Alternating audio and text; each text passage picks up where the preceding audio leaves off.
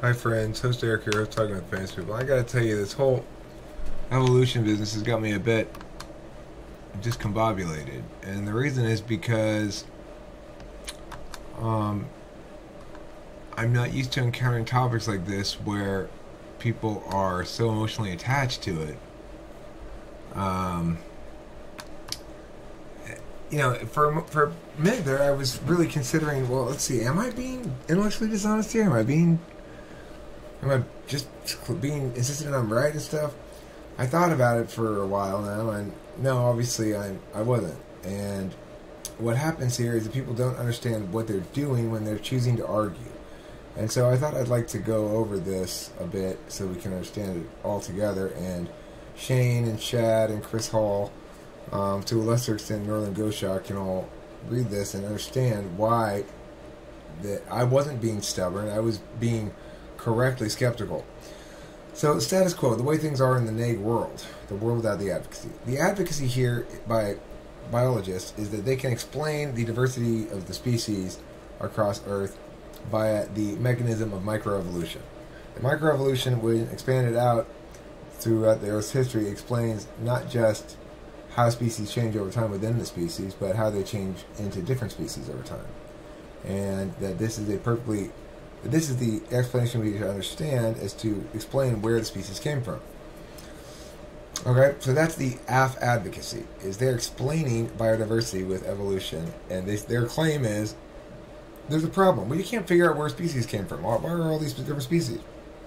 They don't like the God just put them here one day explanation. Oh, so okay, so we have this alternate explanation of genetic evolution, and we propose that this solves that question, it answers that question.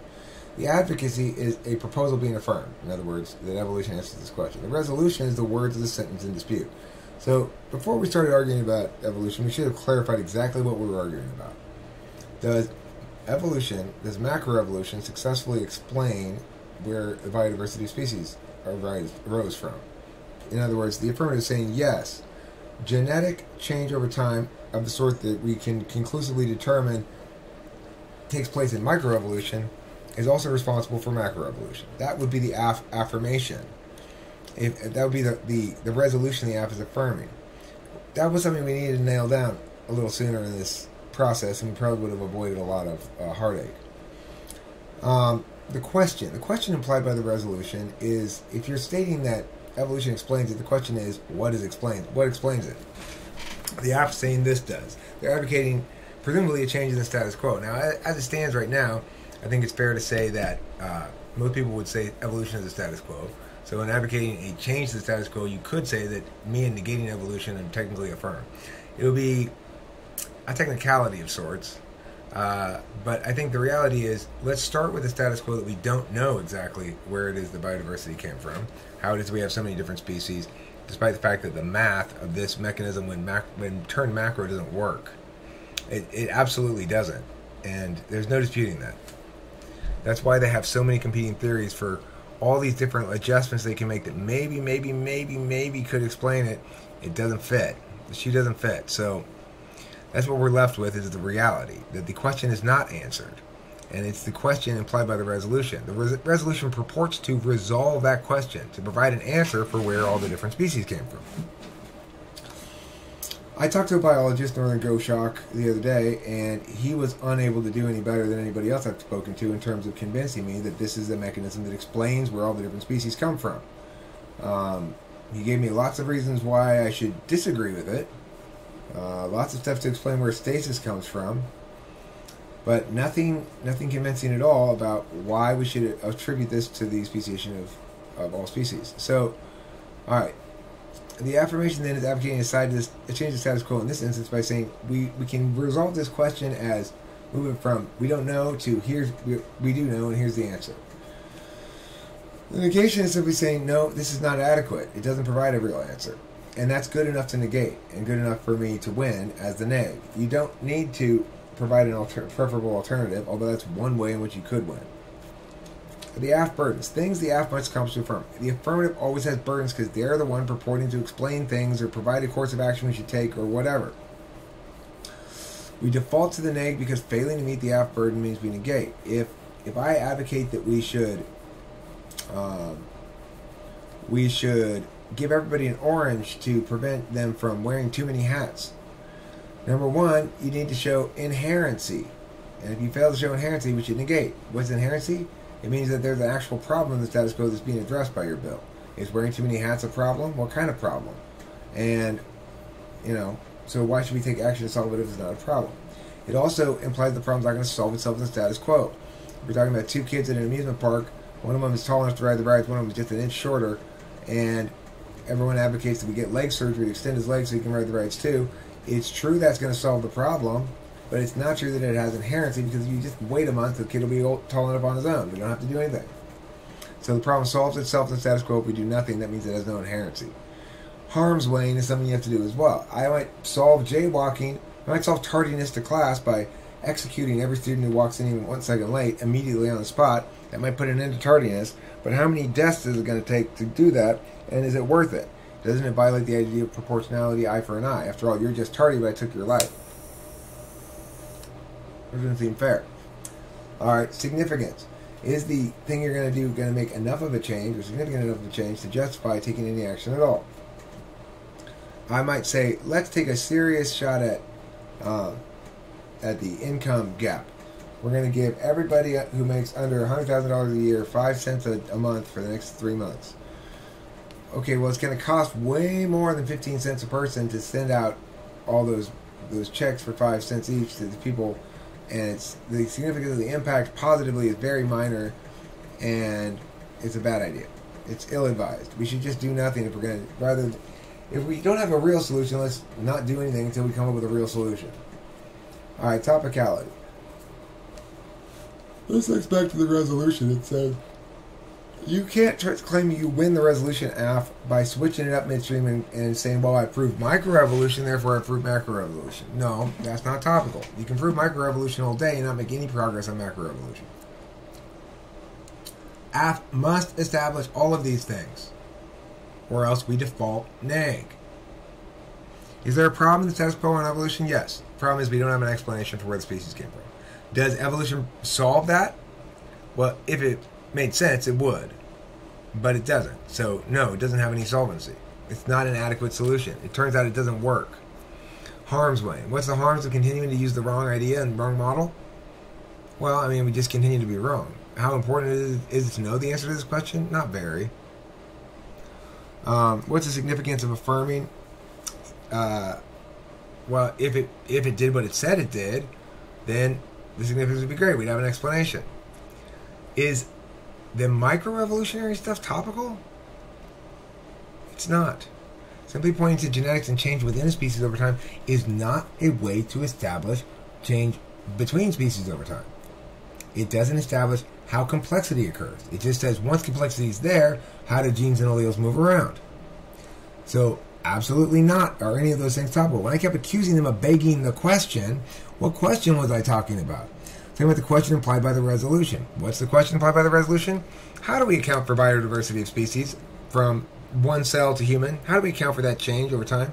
That's very unlike the evidence we do have of microevolution.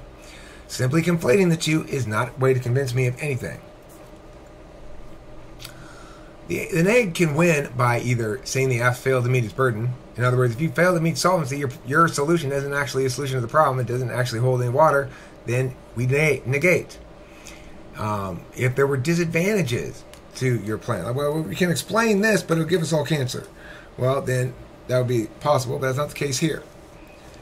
Do I have an exclusive and non-affirming counterplan? Do I have a better way of explaining it that runs exclusive than evolution? Well, just about anything would be, including creationism or a simulation or any number of things would be better. But I'm not running those CPs as a means to win the round. I'm running purely the fact that this doesn't make any sense.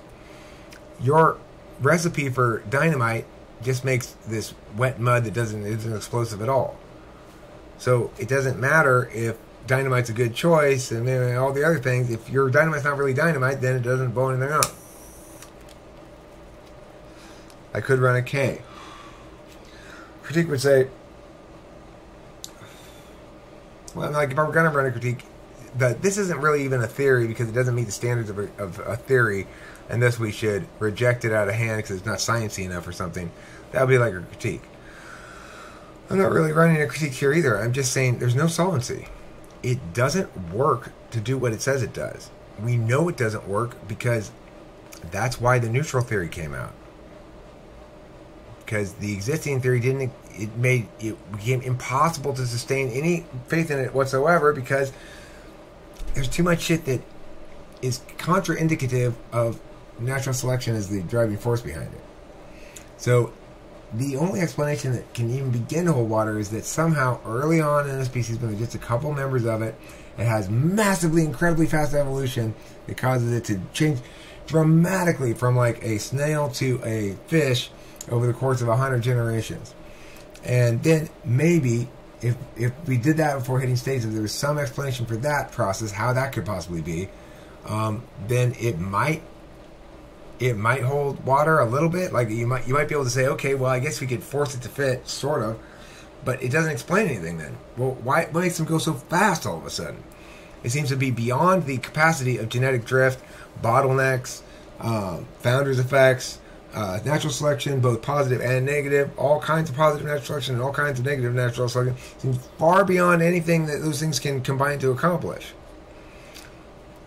Especially through random mutations, since almost every single mutation is bad, and there's a presumption that most of the bad mutations are actually neutral-ish. And that could explain, it's pretty hard to explain totally bad mutations staying in the population, but neutral mutations may be. We've got two different kinds of areas where species would have needed to evolve in order to attain speciation as we understand it as well. That's amino acid evolution and DNA evolution, which are separate, and both of which are reflected in the genomes of various species if we were to assume that, in fact, the microevolution model explains macroevolution, which it obviously doesn't. So, this is why I get so frustrated. When Chad and Shane send me links to various things, I am not arguing against some ideas. I'm arguing against the advocate whose advocacy we resolve into a sentence that implies a question that you claim to answer with your affirmative, and that I negate that answers it. That's what we're doing. You shoot me a link to some other random dude. You're not making arguments. You're trying to not do your own work. You'll notice when I made the last video about evolution, I went through and I showed you all the stuff I was reading and stuff like that, but I did my own work. I explained why those things mean that we shouldn't buy into macroevolution. And so you can answer me and what I said. Whereas if I'm answering something you didn't say, then I can't say that we should negate on that. If you say, well, you're not considering the complicating factor of pulse events that cause bottlenecks in populations. Okay, then I can answer that. If you shoot me a link to a video that has that and I answer it, see, that's not the part of the video I wanted you to answer. That's not the part of the video I was talking about. Well, I didn't say that, or any number of other things. You're engaging in what's called a time sink. You're wasting my time. If you don't make the argument, it's not made by you, so there's no point in me hearing it. We must always remember that there is necessarily an individual advocating for something before any affirmation can be made. And that I will not argue against non-people, because that's a waste of my time. If you've learned something from one of those videos, then make the argument yourself. Now, as we started off this whole thing, me and Chad and Shane and everybody else, well, especially me and Chad and Shane, as it started off, they were completely fucking wrong about everything. They knew nothing about evolution, yet they affirmed it anyway. That's concerning. That's concerning. I hope those of you who did affirm evolution, macroevolution before, now understand why we ought not affirm it until there's adequate reason to affirm it. There's not adequate reason to affirm it. It's not a theory. It's a grasping hypothesis at best. No, I don't need something to be a law before I give it any credence. I need it to pass some tests. I need to be falsifiable. I need some reason to believe this. We've got reasons like the fossil record and the fact that microevolution exists. That does not prove macroevolution. Not in the slightest. No reasonable thinking person thinks it does. There's no mechanism provided for the additional complexity that grows out over time. So bring it, evolution people. You got nothing. Time for you to admit it. Chris Hall, fucking admit it. You got nothing. Northern Goshawk, admit it. You got nothing. Shane Shad, admit it. You got nothing. You got competing theories that are mutually exclusive, though the biologists jump up to say they're not exclusive. Why do they jump up to say that? Because they know they're exclusive. You have no actual explanation for shit. So, I'd like to see you win from you guys. Not because I'm a better debater, because my intuition was right. It's bullshit.